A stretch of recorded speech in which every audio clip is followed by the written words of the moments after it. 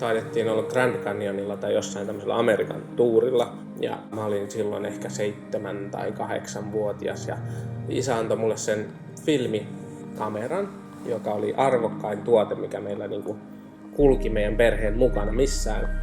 Ja sanoi, että niinku, ota kuvia. Ja mä tietenkin ymmärsin siinä vaiheessa, että tämä on filmiä, jokainen kuva maksaa rahaa, jokainen kuva on riski, että ei onnistukaan, koska siinä oli liian pitkä valotusaika tai jotain muuta vastaavaa. Mutta sitten samalla niin kun isä asetti muhun sen luottamuksen, että kyllä sä pystyt siihen ja opetti mulle ne perusasiat. Ja sitten niin kun päätettiin, että otetaanko iso 200 vai 400 filmiä sinne. Ja se oli oikeastaan se yksi kamera, joka oli se merkityksellinen. Ja sitten mulla lapset syntyi itsellä tässä vähän aikaa sitten ja mä mietin, että haluanko mä, että se yksi kamera säilyy sinne asti, että mä voin antaa jonain päivänä sen luottamuksen mun omille lapsille. Mutta ennen kaikkea, että niin kun, onko silloin filmikuvausta jäljellä. Lukioekalla mä olin saanut ensimmäisen digijärkkärin ja mä käytin isän vanhoja objektiiveja sinne, mutta mä halusin myös niin autofokuslaseja, jotka menee pidemmälle. Ja mulla oli jonkin verran rahaa ja sitten mä rupesin olemaan eri foorumeilla ja huutonetissä ja mun päähäni rupesi muodostumaan tämmöinen hintakartasto kaikista Nikonin kalustosta, mitä maailmassa oli. Sitten ostin ja myin tavaraa ja siinä oli samalla Helsingistä viimeiset niin filmikameraliikkeet lopettanut ja käytettyjen kameroiden liikkeet lopettanut. Ja sitten mä näin niitä ilmoituksia, ostin niitä, myin niitä yksitellen ja huomasin, että mulla jää sitä taskurahaa. Ja se alkoi tämmöisenä niin kuin uuteen maailmaan uppoutumisena ja rupesi ymmärtämään sitä kokonaishistoriaa valokuvauksesta ja ennen kaikkea niin kuin kameroiden historiaa. 2010 Kihlattu oli muuttanut Tampereelle ja mä tulin perässä ja siinä vaiheessa oli sitten niin uudessa kaupungissa ja vaihtoehtona oli mennä opiskelemaan tai sitten jatkaa valokuvaajana tai sitten tehdä se, mitä mä osasin mielestäni siinä vaiheessa aika hyvin, eli kameroiden ostomyynti. Ja se rupesi toimimaan ja tavara kävi kaupaksi ja mä siinä vaiheessa otin Jussiin yhteyttä, että hei, mä tarvisin lisää tavaraa, että viittisit sä ruveta soittamaan suomalaisia studioita ja valokuvaamoja ja tämmöisiä läpi.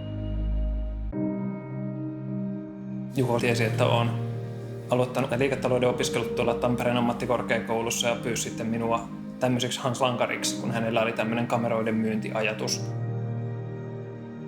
2010 tehtiin yhteistyötä siinä muutama kuukausi ja soittelin suomalaisia studioita, valokuvaajia läpi, että ihan vaan kysyäkseni, hei, onko teillä käytettyjä valokuvaustarvikkeita ja me olisimme kiinnostuneita ostamaan niitä rahalla. Ja totesin, että käytännössä kaikilla oli vanhoja valokuvaustarvikkeita, harva edes tiesi missä niitä, mutta kaikki tiesi, että niitä on ja hyvin suuri osa oli kiinnostunut niitä myymään. Ja sinänsä ilmoitin Juholle heti, että mä oon hyvin kiinnostunut tästä aiheesta sen vuoksi, että huomaan, että tälle on selkeästi kysyntää.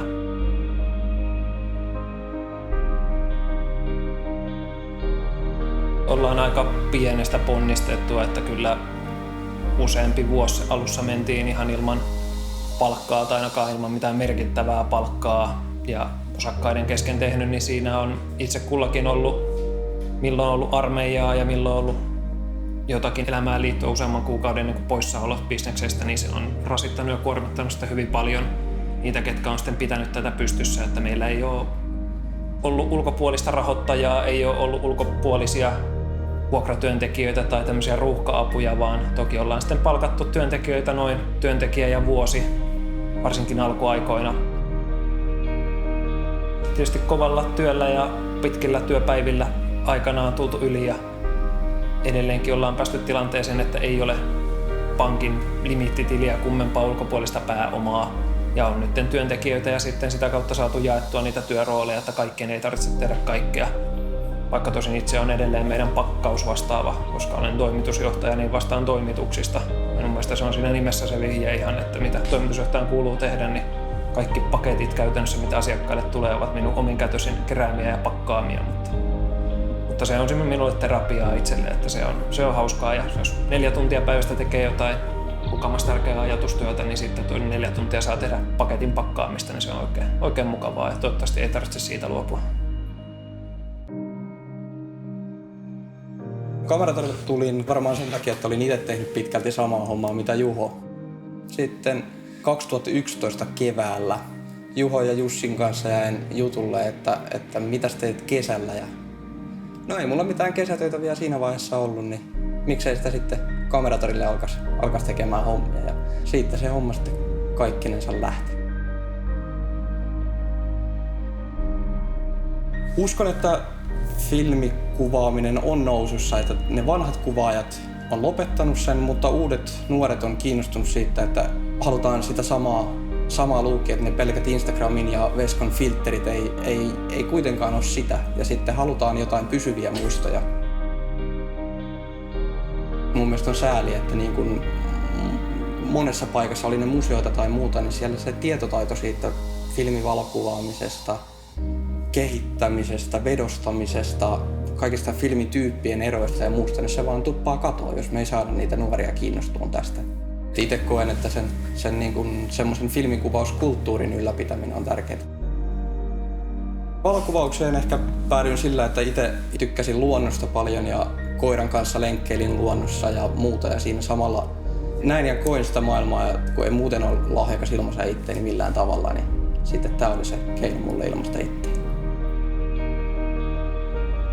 Sitten itse olen 1-vuotiaan tytön isä, niin jotenkin haluaisin, että hänellekin jäisi semmoisia just näitä pysyviä muistoja, mikä on ajanut sitten nykyiset nuoret aikuiset kuvaamaan filmille.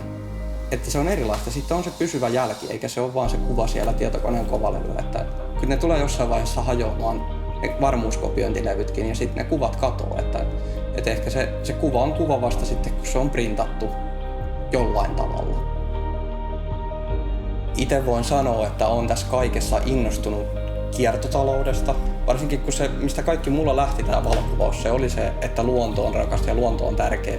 Niin samalla tässä on tullut se, että mä voin tehdä jotain tämän niin kuin maapallon hyväksi ja laittaa sen tavaran kiertoon, että se ei vaan jää yhden jätevuoren huipulle se kamera, vaan se menisi sitten käyttöön ja saisi uuden elämän. Ja toivon toki, että tämmöinen ajatusmaailma myös muille sitten valkenisi siitä. Eikä kaiken tarvitse olla uutta, että ehkä ihmisillä vaan ne nousee ne mitä ne haluaa ja ainahan kaikkea uutta on kiva omistaa, mutta ehkä sen ei tarvitsisi olla näin aina ja kaikissa asioissa. Toinen syy, miksi me ollaan tätä tehty, on se, että tämä on katoavaa tiedettä tai taidetta tai taitoa, miten se nyt sanotaan, mutta mulla on ihan niin kuin itsellä rehellisesti huoli, että täällä on maailmassa tosi paljon kameroita, filmi on uudessa nousussa. Entäs jos meillä ei olekaan enää huoltotietotaitoa 30 vuoden päästä? Niin me ollaan nyt koitettu ruveta keräämään sitä meidän katon alle. Eli meillä on tällä hetkellä nyt 5 huoltohenkilöä, mikä on enemmän kuin mitä meillä on muuta henkilöstöä. Eli tehdään ihan mieletön määrä huoltoja ja tavaroiden huoltamista ja lisätään tavaran elinikää sitä kautta. Tulevaisuuden haasteena on kehittää sitten muita tukijalkoja, että meillä on selkeitä kokonaisuuksia. Filmin kehitys omana puolenaan, filmin maahantuonti kautta uuden myynti, sen kehittäminen, skannaaminen ja sitten huoltopalvelut. Ja huoltopalvelutkin tukee äärimmäisen tärkeällä osalla meidän bisnestä siinä, että se on ensinnäkin tarkastetaan saapuva tavara paremmin, mitä ostetaan, pystytään tekemään sille lisäarvoa tuottavia toimenpiteitä. Eli voidaan ostaa vastaan huonompikuntoistakin tavaraa, mutta saamaan ne omalla sisäisellä työllä myyntikuntoisiksi ja saamaan oikeasti takuuta näille laitteille. Ja tietenkin tulevaisuudessa toivottavasti tarjoamaan myös asiakkaille Suomessa ja ulkomailla nimenomaan vanhan laitteiston huoltopalveluja. Mutta se on perinteistä raakaa bisnestä, että ihmisellä on vain tietty määrä työtunteja päivässä ja tämän alan osaajia on hyvin vähän Suomessa, niin pyrimme rekrytoimaan parhaita tekijöitä jatkuvasti yritykseemme ja kouluttautumaan sitä varten, että seuraavat 20 vuotta niin me olemme se paikka Suomessa, missä huolletetaan vanhat kamerat ja miksei toki uudetkin, mutta etenkin tämä vanha vintage-puolen laitteisto.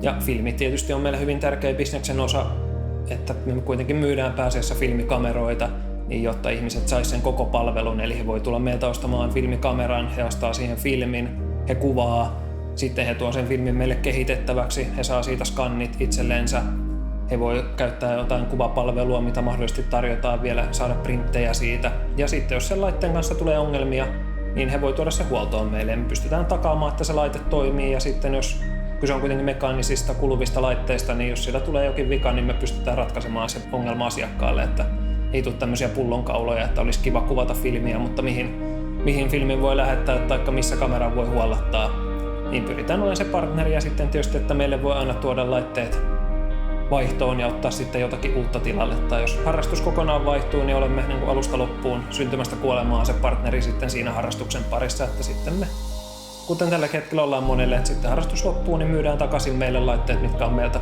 alun perin vuosien varrella ostettukin, ja pyritään pitämään, että se hymy pysyy naamalla sitten siinä viimeisenäkin hetkenä, että ei sitten siinä kohti enää varasteta rahoja, vaan korvataan reilusti laitteet, mitkä on meiltä ostettu.